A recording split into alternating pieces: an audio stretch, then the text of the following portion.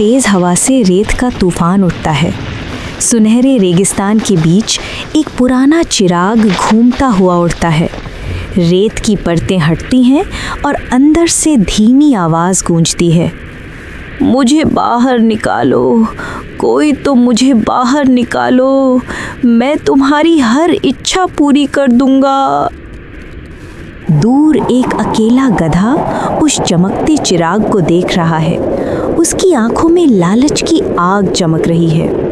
वो धीरे धीरे उसकी ओर बढ़ता है और जैसे ही चिराग को छूता है, पूरा रेगिस्तान नीली आग से जगमगा उठता है। गधा चीखता है और उसकी आवाज़ रेत में समा जाती है। सूरज आसमान में दहकता अंगारा बना हुआ था। सोनपुर का रेगिस्तान तपकर सोने की तरह चमक रहा था। वहीं चल रहा था गधू, एक साधारण सा भूरे रंग का गधा। लेकिन उसका मन साधारण नहीं था, वो लालच से भरा था। गधू अपने मालिक फकीर मियाँ का गधा था। फकीर मियाँ मसाले और फलों की बोरी लादकर गांव-गांव बेचने जाते थे। गधू उनके साथ चलता, मगर उसके मन में बस एक ही सपना था, काश मैं भी सोने चांदी का मालिक बन जाऊं। जब भी वो किसी अमीर व्यापारी का कारवां देखता, उसकी आंखें लालच से चमक उठती। फकीर मियाँ अक्सर उसे समझाते, गधू, लालच वो रेगिस्तानी मृग तृष्णा है जो दिखती तो पानी जैसी है, पर पीने पर जहर बन जाती है। पर गधू सुनता कहाँ था। एक दिन फकीर मियाँ और गधू दूर के कस्बे में व्यापार करने निकले। रास्ते में अचानक एक भयंकर रेत का तूफान उठा। फकीर मियाँ ने ऊँटों को बांधा और बोले, गधू, तू यहीं रुक, मैं पानी की तलाश में जाता हूँ। मियाँ चले गए। रेत उड़ती रही और जब तूफान थमा तो गधू की नज़र एक अजीब जगह पर पड़ी। एक पुरानी गुफा जो आधी रेत में दबी थी। गुफा के दरवाजे पर लोहे का निशान बना था, 2 सांप एक दूसरे की पूंछ में लिपटे हुए। गधू झिझका, पर फिर बोला, जहां डर होता है वहीं खजाना छुपा होता है।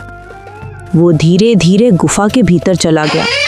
गुफा के अंदर अंधेरा था, लेकिन दीवारों पर बने पुराने चित्र झिलमिला रहे थे।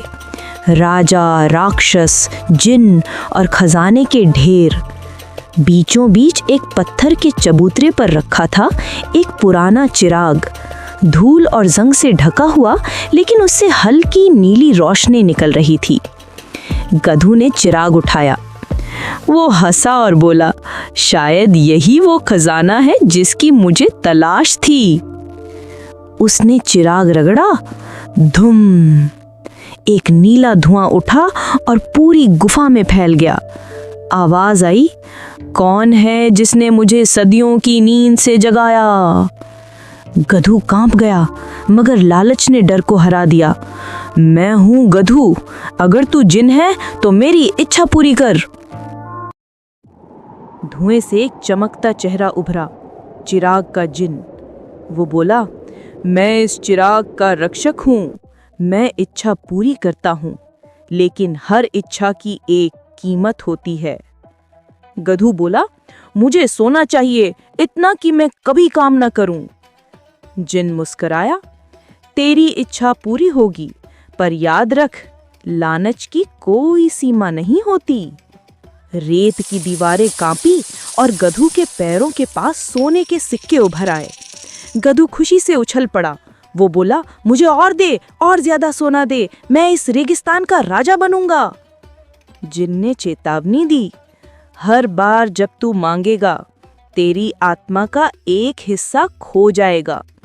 लेकिन गधू ने परवाह नहीं की। वो बार बार मांगता रहा। हर बार चिराग चमकता और सोना बरसता। पहली बार सिक्के, दूसरी बार जवाहरात और तीसरी बार तो पूरी गुफा सोने की दीवारों से चमक उठी। पर साथ ही गधू में बदलाव आने लगा। उसकी आंखें नीली रोशनी से जलने लगीं। उसकी आवाज़ भारी और धातु जैसी हो गई और उसकी सांसें चिराग की लौ जैसी चमकने लगीं। जिन ने कहा, अब तू सिर्फ लालच नहीं कर रहा, तू खुद लालच बन गया है। गधू डर गया। वो बोला, नहीं, मुझे ये सोना नहीं चाहिए, मुझे बाहर निकालो। लेकिन गुफा की दीवारें बंद होने लगीं। जमीन के नीचे से नीली लपटें उठीं और उसके चारों ओर घूमने लगीं। गधू ने भागने की कोशिश की, लेकिन उसके पैर रेत में धंस गए।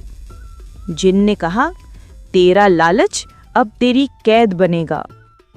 और एक पल में गधू का शरीर चमकते कणों में बदल गया, जो घूमते हुए चिराग के अंदर समा गए। नीली लौ टिमटिमाई और भीतर से वही आवाज आई, मुझे बाहर निकालो, कोई तो मुझे बाहर निकालो। सदियां बीत गईं। रेगिस्तान वही रहा, पर सदियां गुजर गईं।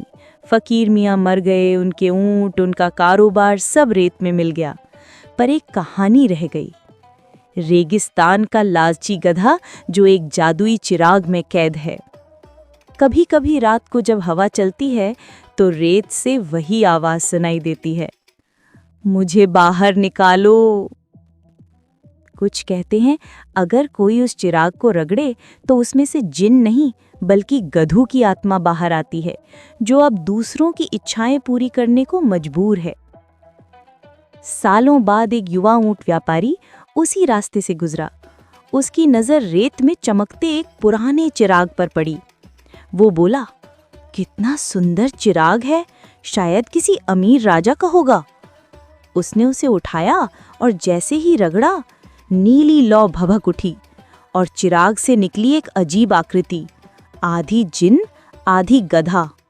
वो बोला, मैं गधू हूं, अब तेरी हर इच्छा मेरी सजा है। रेगिस्तान में फिर से तूफान उठा और लालच की कहानी एक नए नाम के साथ फिर से शुरू हो गई। लालच सिर्फ धन की भूख नहीं होती, वो आत्मा की भूख होती है। जितना ज्यादा चाहो उतना ही खुद को खो देते हो।